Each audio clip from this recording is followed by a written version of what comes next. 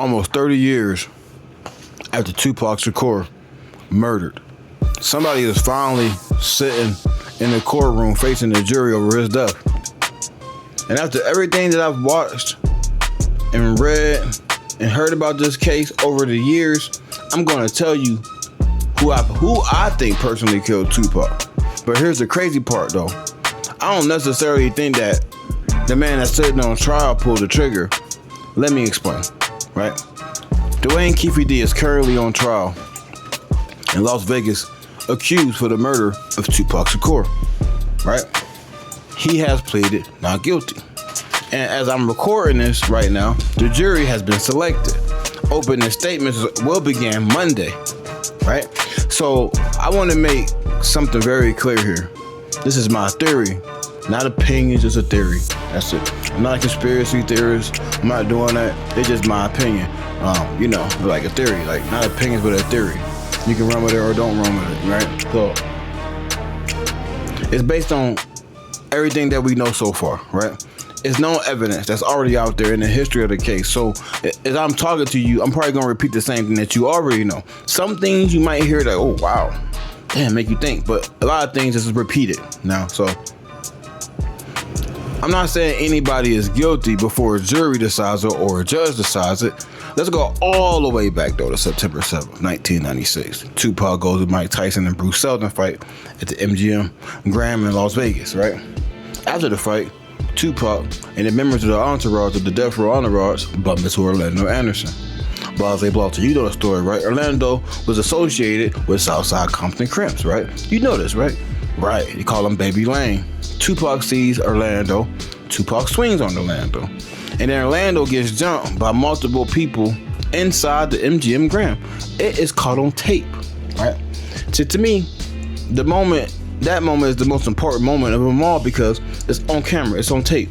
Now, in 30 years, we didn't know more tape existed outside the casino. Now we can see Tupac outside the casino, you see him outside, which is weird. And then, it's another tape out there that we probably gonna see in the trial where they show you Tupac at a red light, they show Tupac at a gas station. It's a gas station start capturing Tupac driving the car. You guys don't know about that, but that's gonna come out in trial too, right? So, because hours later, Tupac is sitting there riding the BMW, bro. We riding with Suge Knight, aka Sugar Bear Knight, aka Marion Suge Knight, right?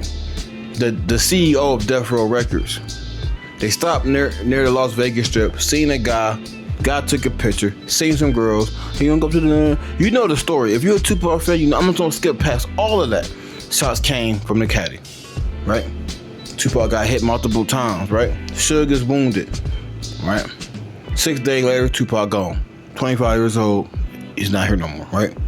Now, here's where my opinion comes in. For years, I've heard everything. Suge did it. Death Row did it. Bad Boy did it. Government did it. P. Diddy did it. Tupac faked his death and went to Cuba. I heard everything. Man, we heard every theory, right? But I think the truth is much simpler. And you could say it was a gangbanger, and maybe it was a gangbanger, right? But who orchestrated it, right? I think Tupac was killed because of what he knew and what he did. I don't know if the moment got set up in Vegas. I think it was long before Vegas. I think that happened. I think it was something coming before Vegas. And I think Pac would have died regardless if he was in Vegas or he was back in California. Pac was gonna get dealt with some kind of way, my dude. Now, do I think it was retaliation? Yeah, I do. But to a certain extent, right? They saying for years that Orlando was probably the one who pulled the trigger, but that's a theory too, There's something important that people need to understand too. It wasn't just Orlando and Vegas. You had Orlando. Keffe D said he wasn't there. I don't believe that. I think Keffe D was there. There is somebody else that was there too. Kevin Gaines was there too. There's a lot of people that was there. Kevin Gaines had off days, right? He had off days right prior to that moment. He didn't like the fact that Tupac Custody Mountain was about to fight him. Suge, before that happened, Suge embarrassed him and left him sitting in, I think it was like So it's rumors now. I heard because he knew about he was messing with his ex-girlfriend, Sarita. He heard about that. They had a confrontation, and he kind of left him out there butt naked. And so I guess he was involved in some kind of crime or something with the police department. He had days off, but them days that he had off, he was in Vegas. Nobody talks about that. I don't hear nobody talk about that. I guess you're gonna hear that in the trial, hopefully. You know, y'all probably say Reggie Wright did it. I don't know, bro. You know what I'm saying? I don't know. But I know for damn sure that it's more players involved than just the people you talking about, right? So let's get this one thing straight. Orlando Anderson was never convicted of killing Tupac Shakur. Never.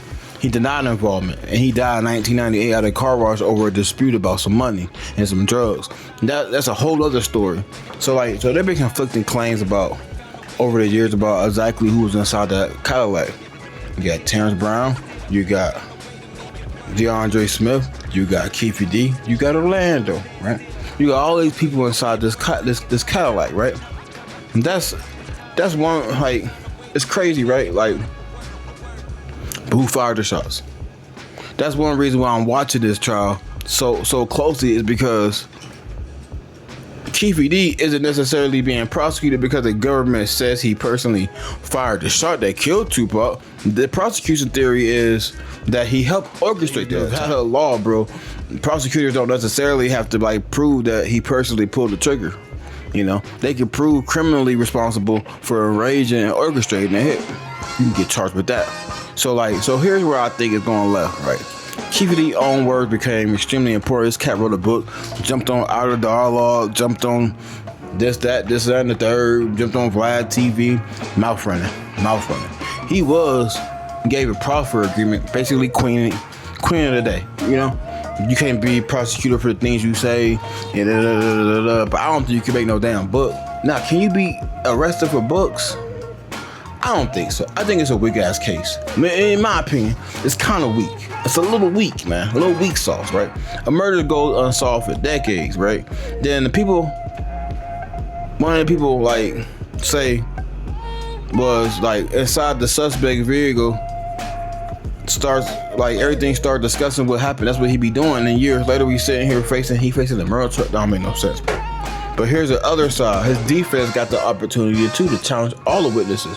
They got the chance to argue about the stories that happened over 30 years ago, because a lot of that shit changes. Everybody got a different story. You ask somebody something that happened in 96 to 2020, so that shit gonna change. His Snoop Dogg said he was in Vegas, but people keep saying Snoop Dogg wasn't even in Vegas. Snoop Dogg said he would have seen Tupac, but some people saying that he never even went to the hospital. So there's too many conflicting stories. You see how stories change. Tupac, Snoop Dogg said he was up there, when Nas confronted Tupac but Snoop Dogg wasn't even there. That's what they say, And then Nas told a story Snoop Dogg got it wrong. It's damn, what is true? You don't know what's true, and that's the whole problem. So now you got all these juries on there. It's gonna be hard to convince. See, these juries, the people you pick, was it 30 people? They try to narrow it down to 12. So people you picking, it's hard to be figure out what the truth is, because they know so much bullshit. They know about all the fake to death theories. They know about all the contract hits and he was leaving death row. They know all about that. But see, the argument changed too much over 30 years, so it's gonna be hard. It's gonna be hard to convince the jury about, it's gonna be hard to believe what you believe, right? In my opinion, I think we're gonna sit here and we're gonna rock with this trial. I'm gonna sit here, I'm gonna watch it, I'm gonna keep y'all entertained, I'm gonna try to do the best I can. But I never thought that this was the most logical explanation, man. To me, the MGM Grand fight explains motive, just motive. It's easy to say that that's the motive because look what happened, right? So, because imagine if Tupac never threw a punch, bro. Imagine if somebody was smart enough to tell him, yo, Pop, you the movie dude, you the money maker, you the music cat, sit your ass down. What happens then? Does Tupac survive that night? Do we get another 10 albums on top of that shit? Does he become one of the biggest actors of Hollywood, way bigger than James Dean? We don't know. We'll never know that because Tupac not here no more. You know what I'm saying? Does the East Coast, West Coast tension stops? Do Biggie not die? Because that shit connected. If you solve the Tupac case, you gonna solve the Biggie case. If you solve the Biggie case, you're gonna solve the Tupac case. They intertwine. What's what I tell you, bro? It's the boy Cash. We're gonna end it right here. Catch y'all on the next one.